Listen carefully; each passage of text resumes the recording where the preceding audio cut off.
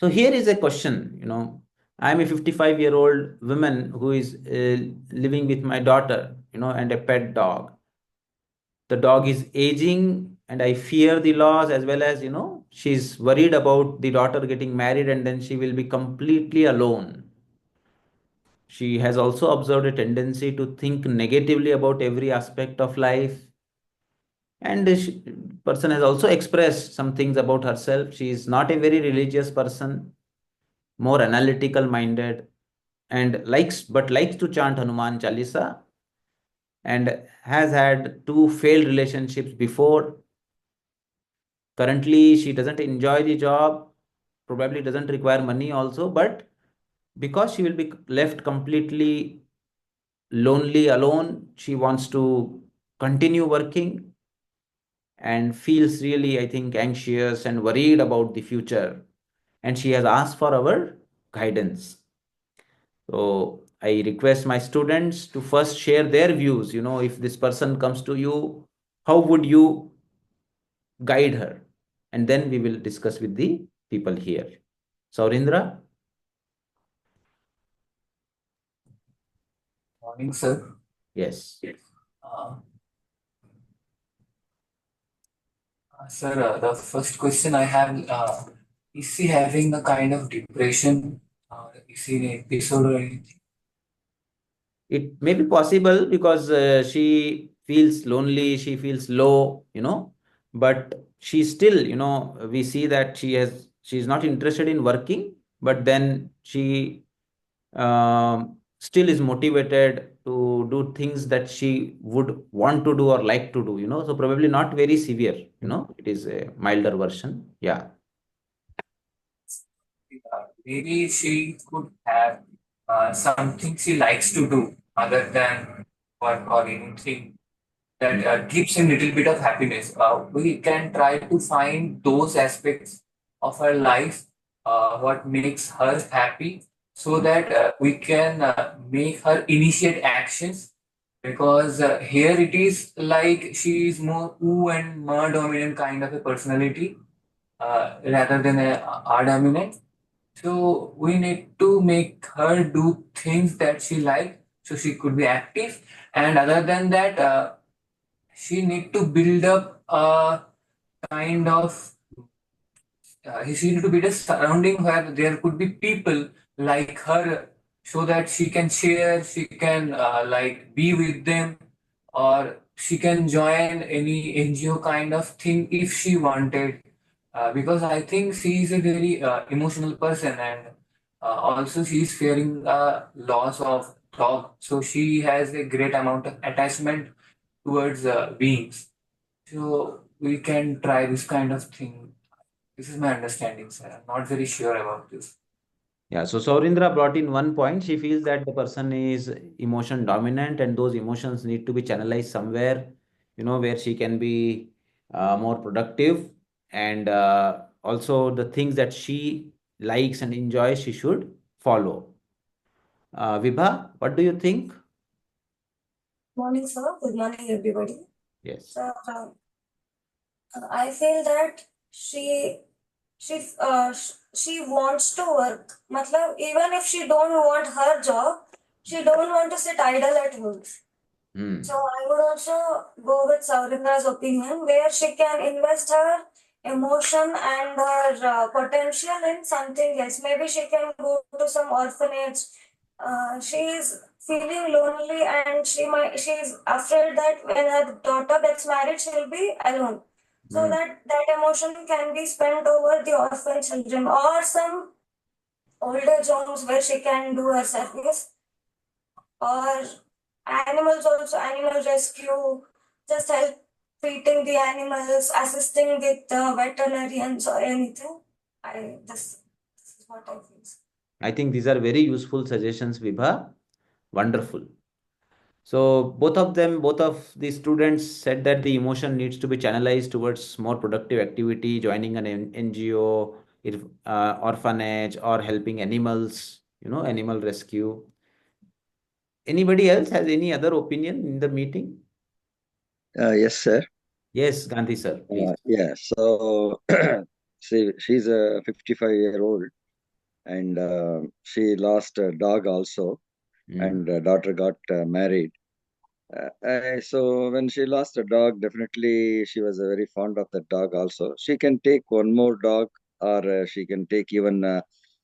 There are so many street dogs are there which are orphans also, Mm. and she can take such dogs like that also, and she can visit her daughter frequently, Mm. and she can adopt some school children for educating them. Whatever she's having sufficient money, she can give them like scholarships or books or something to encourage the good students nearby school also.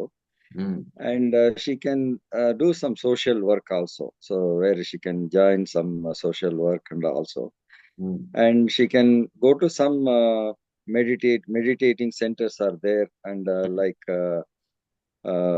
so many meditation centers are there. She can join there, and she can work also there, and she can become a part of that centers also, Mm. Mm. like that. And she can develop hobby, and she can travel some pilgrimages places also along with the group people, and like that she can spend some time, and remaining time she can do the meditation in the house itself, and Mm. have a good sleep, and so learn some good cooking by herself, and do some gardening, and some hobbies like painting, or so such things she can do, and helping the orphan, visiting a orphanage, Mm. and feeding them or giving some help to them, and mingling with them who are orphans. And so many people were orphans since birth. At least I am happy that now only I am become little lonely. These people are there since birth. They are Yeah. orphans, and they are coming up, and they are, so give them solace and be with them, and enjoy the every moment. And that's how you can spend your life. Beautiful, Gandhi sir. I think you have given lot of practical solutions. Very well said. Very well said. Thank you very much, sir. Anybody else would like to share? This is something which we see very commonly nowadays. After a certain age, the loneliness creeps in, and then person is really uncertain about what is to be done. Yes, student wants to say something, please. Yeah. Good morning, everyone. Yes. Sir, sir, the patient here is having the root emotion of raga and abhinivesha, Mm. and breaking the law of yamas, such as um,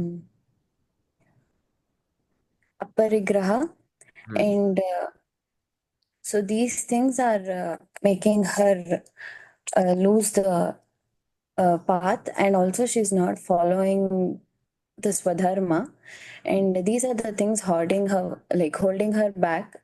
So with the root emotions of moha, Mm. and here as a solution we can say that as it is written, she's an analytical person, so we can go with gnana yoga, but also she has told that Hanuman Chalisa she Mm. chants, but I would suggest her to know the complete meaning of the chanting, and also reread it again and again, and the life history of Hanuman Mm. with this, as well as a yoga part.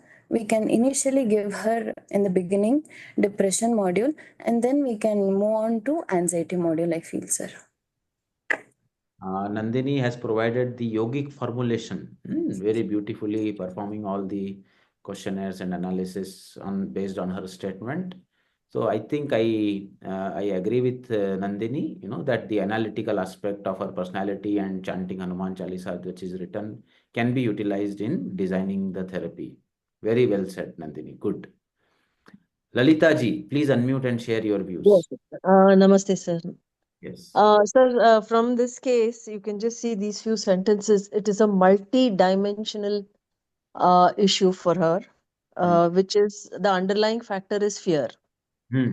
Hmm. And I think this fear she needs to overcome by communication with her daughter primarily.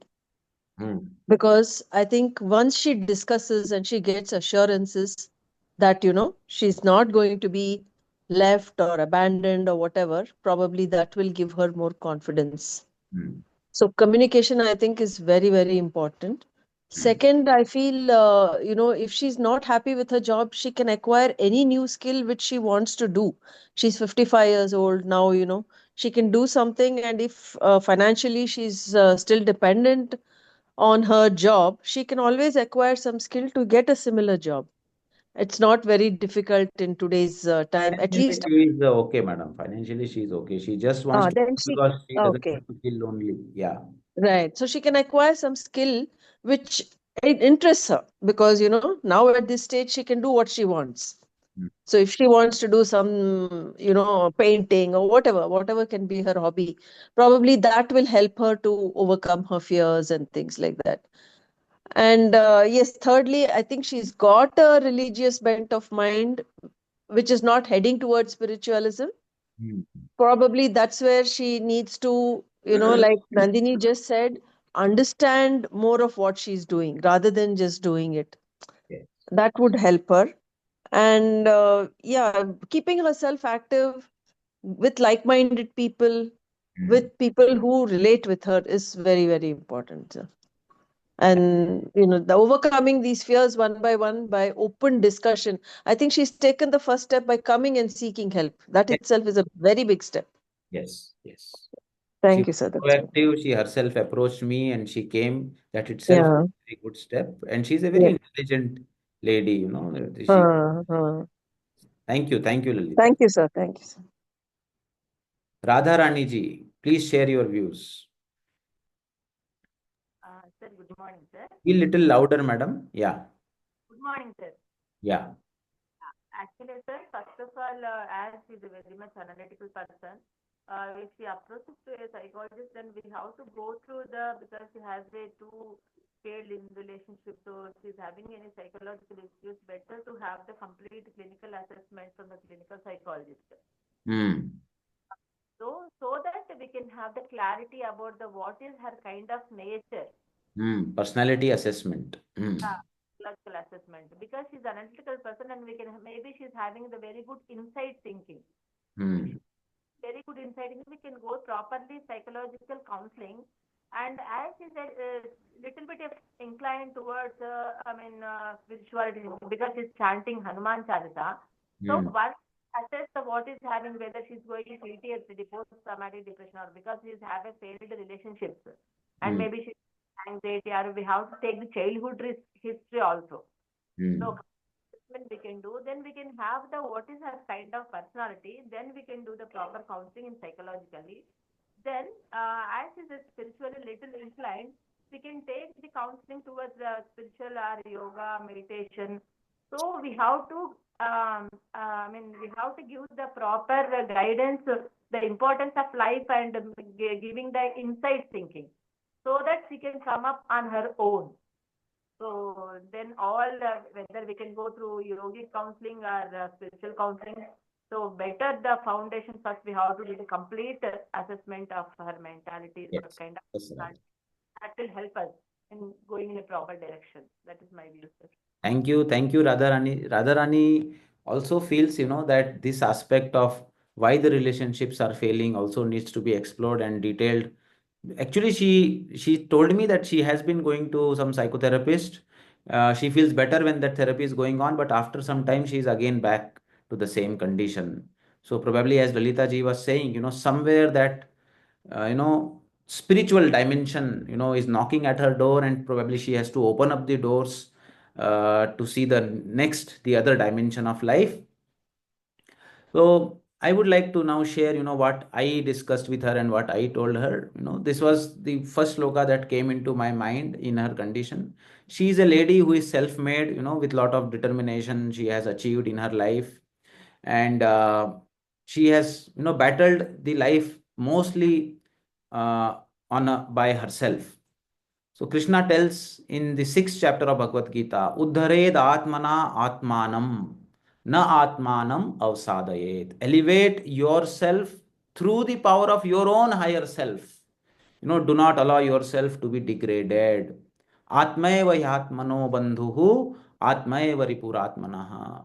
You are yourself the greatest friend of yours, and you are only your enemy. In fact, when I listened to her, I mostly observed that this lady has fulfilled all her duties, but in that somewhere she has been too harsh on herself. No?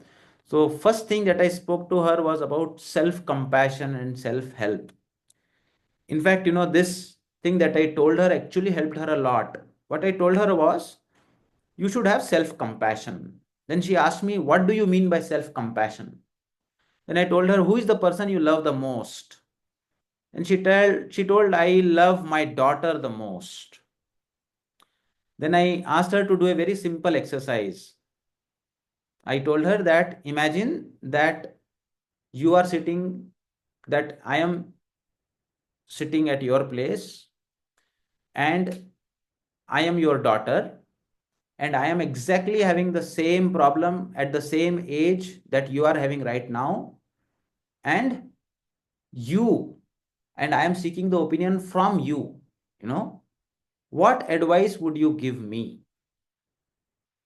And as soon as I asked this question, I saw a glow on her face. Then she told her, then I would tell my daughter, leave job, enjoy the world, go around, meet your old friends, spend some good time, relieve all, let go of all the tensions. And that is what you have to do for yourself.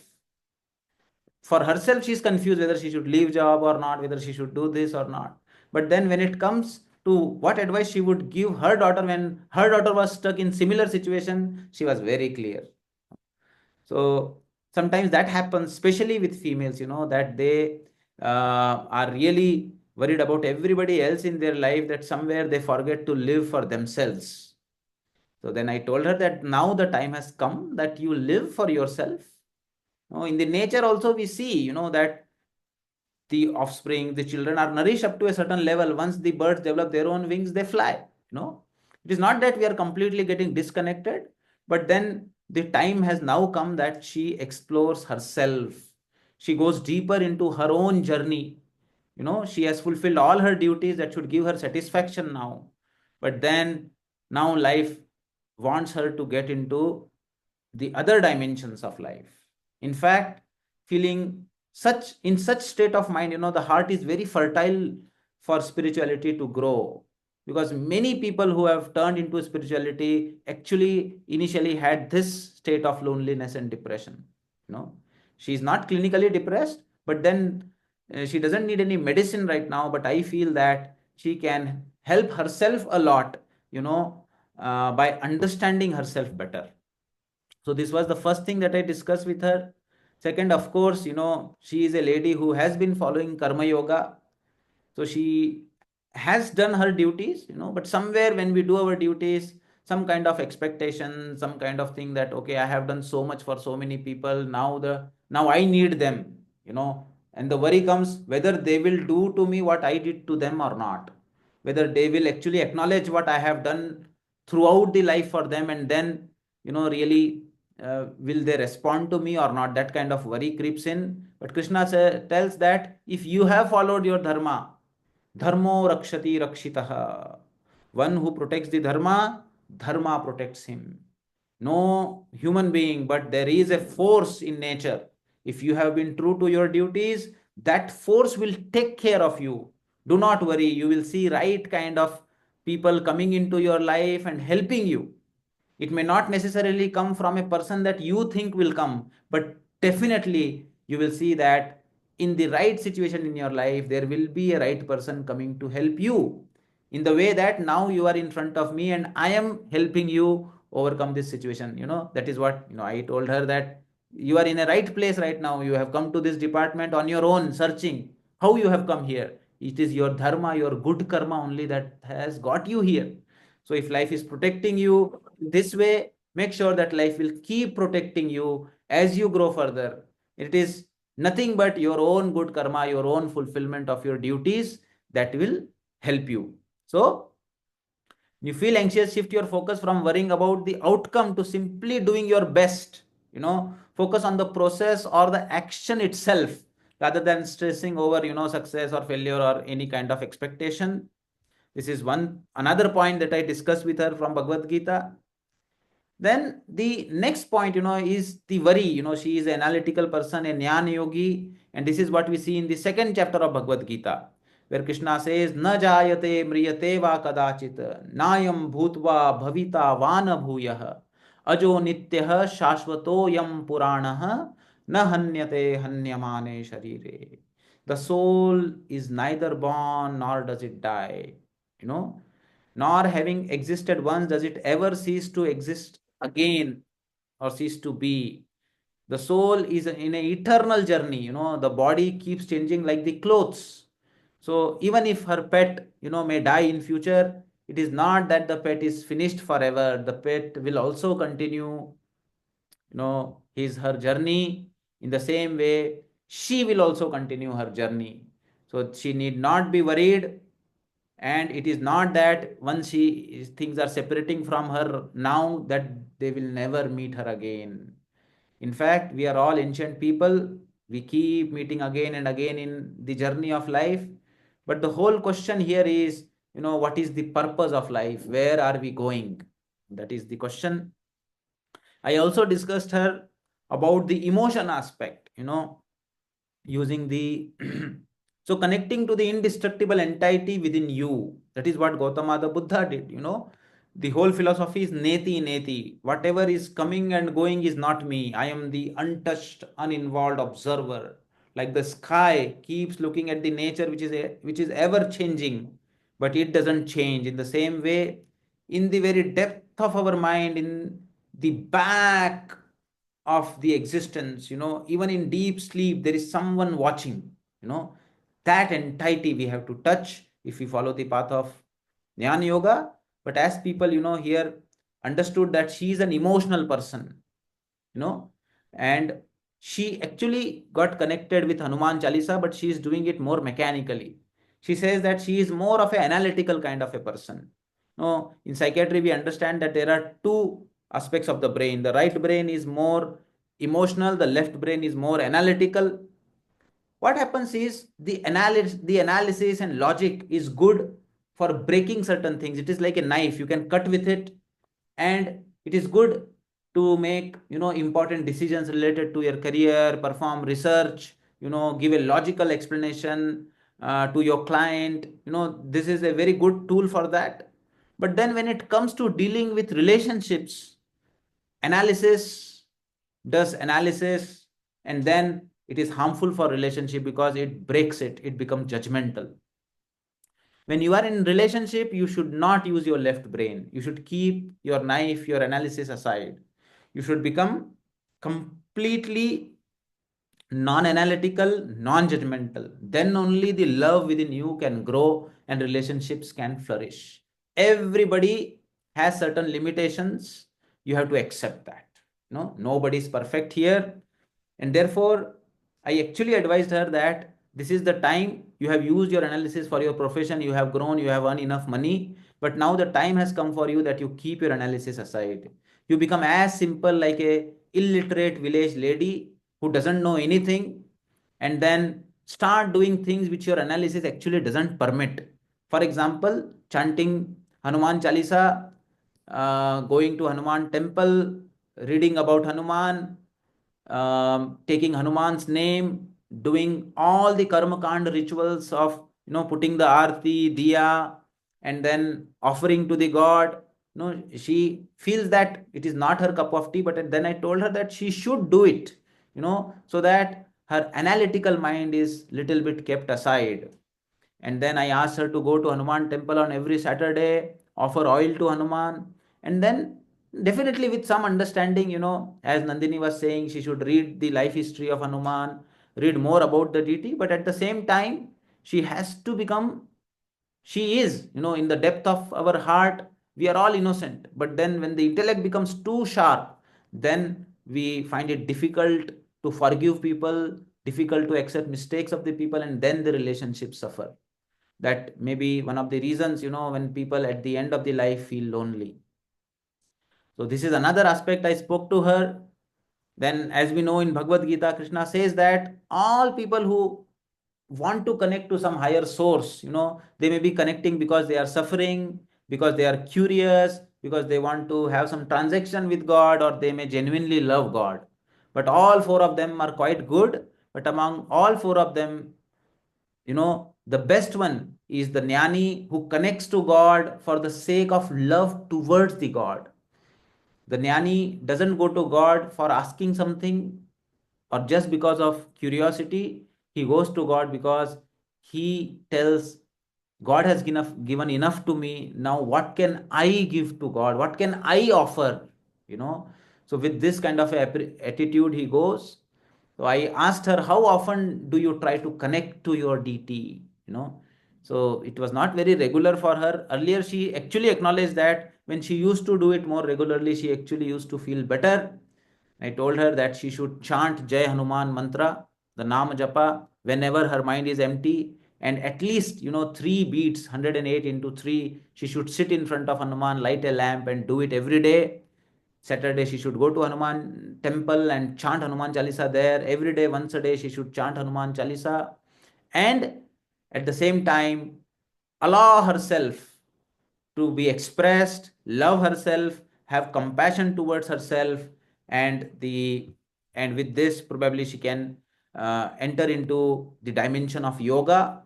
So here, Krishna tells, Tesham satata yuktanam bhajatam priti purvakam dadami buddhi yogam tam yena mam upayanti te.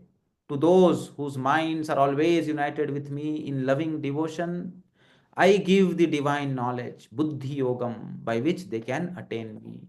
Actually, what this lady is lacking is buddhi yoga.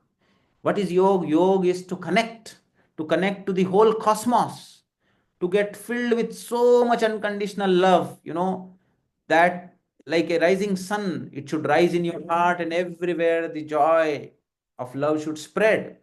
That will come to her only with the grace of the divine. And to obtain the grace of the divine, it is important that you remain continuously connected to something higher. So this is the kind of discussion I had with her. I have asked her to meet me again after a month, and it would be very useful for me now that all of you have also given such useful suggestions, which I am going to share with her. So thank you very much, all of you. I learn a lot, from your life experiences. I am very fortunate that all of you are here with me. Thank you. Namaste.